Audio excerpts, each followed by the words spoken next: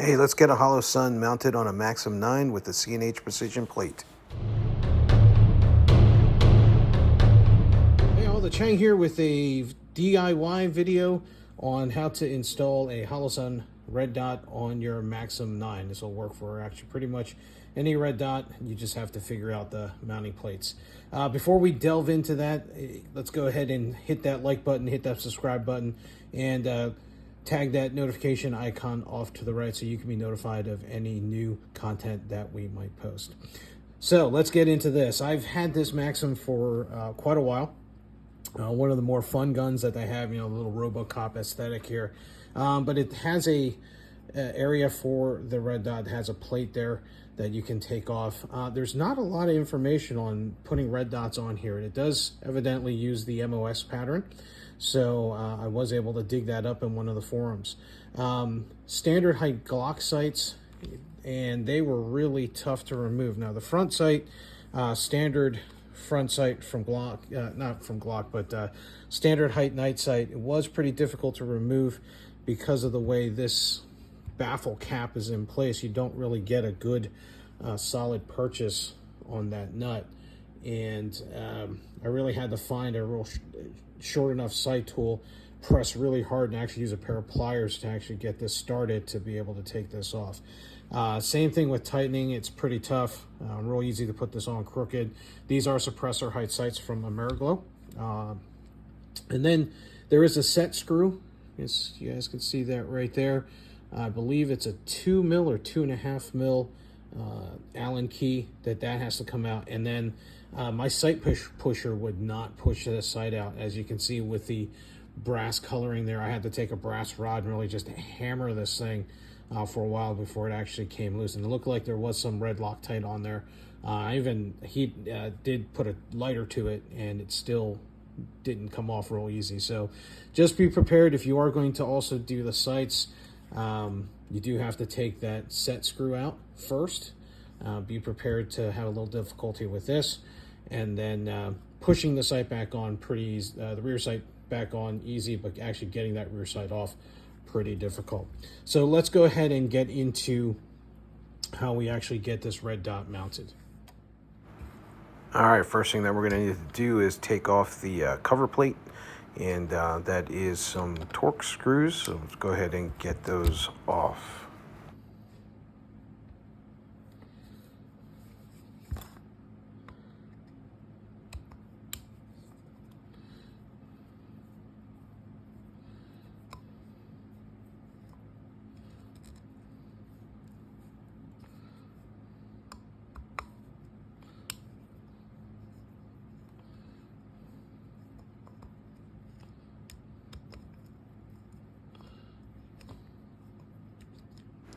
Once that mounting plate is off, I'm going to dry fit the C&H plate to make sure it fits. As you can see, it doesn't quite fit, so I'm going to have to line it up here, mark it, and then I'm going to have to dremel it out a little bit.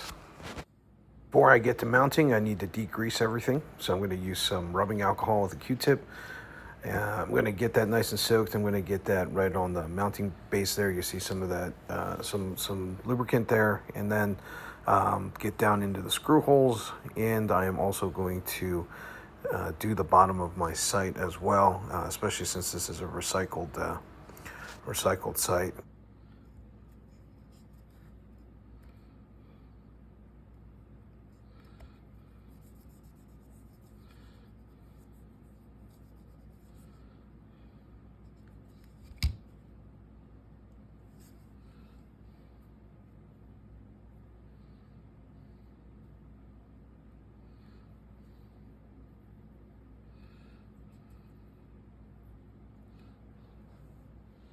All right, so I finished my Dremel work, and really bad dremeling. As you can see, it's all buggered. But, I'm the only one who's really looking at it. So if I dry fit it here, seems like everything's okay. It does look pretty bad up front there, but it is what it is, right? As you can see, I would recommend not using the Defender plate for the Maxim and just using the regular C&H plate. So let's go ahead and get this C&H plate installed per their directions, and they have a really good set of install videos, and it's on their website. It's on the packaging as well. If you QR code that and watch their install videos, will answer a lot of the questions that you might have. So I'm going to get these T-nuts put in here. I lost that one. There you go. T-nut put in. And I'm not a huge fan of Vibratite, which they do include in the package. See, here's some Vibratite. I'm going to leave that. I'm just going to stick with blue Loctite. And for here, I believe we're using the silver screws. So get that out. Get those two out. And I'm going to get some Loctite on it, and then we're going to let that set for a couple seconds, and I will be right back. All right, so I am going to end up using the screws that came with the Maxim. It came out of the plate here. The silver screws that C&H provide, I'll show you what happens. Let's just put it on there. So they don't, there's no thread engagement there. So instead of that, I'm going to go back to using these. Now this one has some blue Loctite on it already.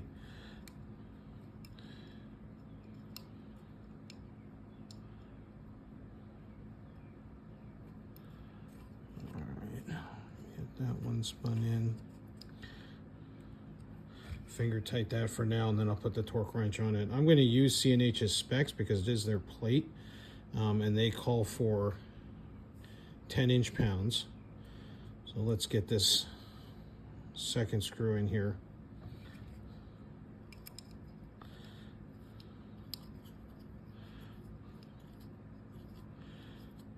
So once that's in finger tight, grab my fix-it sticks, and you guys will see right now it's on 0.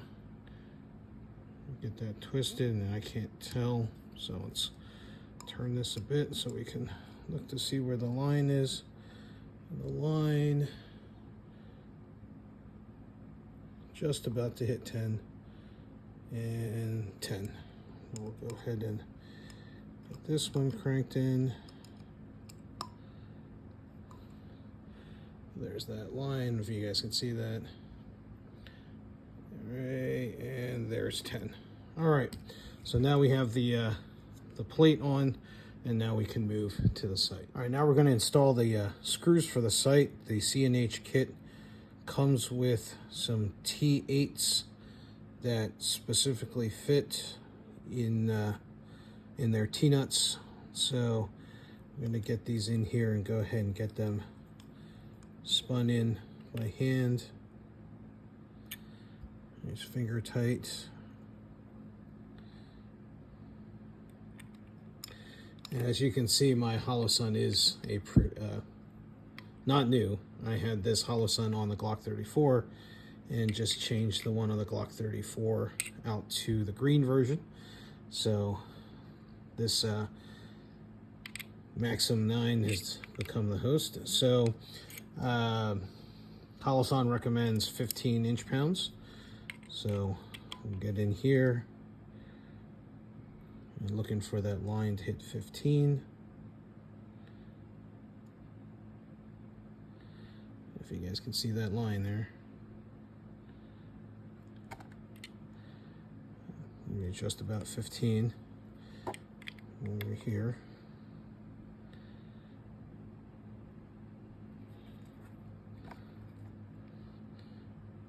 And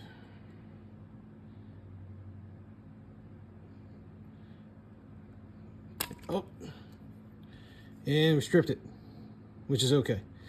And the reason why I say it's okay, because I have a video on how to remove strip screws.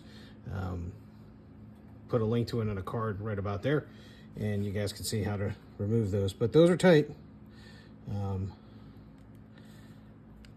see if I can get some light in there, but that's definitely buggered up, so no worries. Not that concerned about it.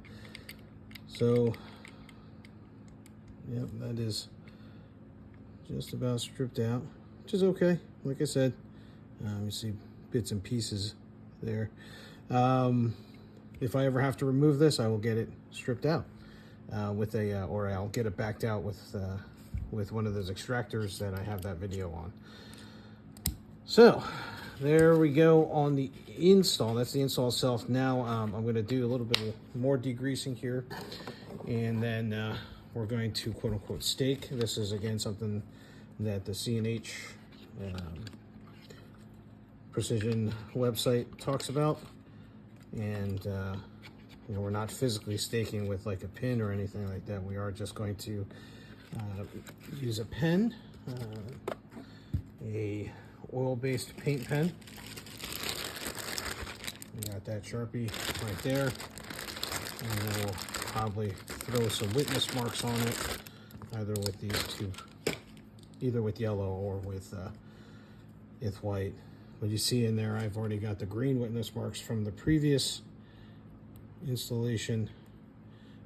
So let's go ahead and get that degreased, and we'll let that evaporate, and we'll be right back. All right, and just so you guys know too, C&H does sell just the, you know, if you strip screws or things like that, or they recommend that when you swap the sites to another platform, that you do change out the screws. So they do actually sell the screw replacement screw kits. So, you know, I got 3 of them because I'm pretty ham-fisted when it comes to doing stuff like this. So going to go ahead and quote-unquote stake this. So basically I'm just drawing a circle around. I'm going to cover that markup. I'm going to circle right over top of that screw. Now the way it's explained on the C&H video is that that oil-based paint will leak down into the seam between the screw head and the body of the sight, and that also, besides the Loctite, it also provides a little bit of a seal there so the screw doesn't back out as easily. So we're gonna let this dry. It takes about 15 minutes. We'll come back and show you the witness marks, and then we'll get this out to the range. All right, this should be dry enough, so I'm going to make witness marks here. I don't know if you can see that on camera, but I'm trying to get a mark both on the screw and on the body of the sight. And then that way, oh, didn't mean to get it on the side there. And that way, if you see that big splotch of white in there, awesome Sharpie pen, paint pen. And that way, if the screws decide to back out, I'll be able to see it and hopefully catch it. Well, that's about it. If you like this video, you found it helpful, please give us a thumbs up.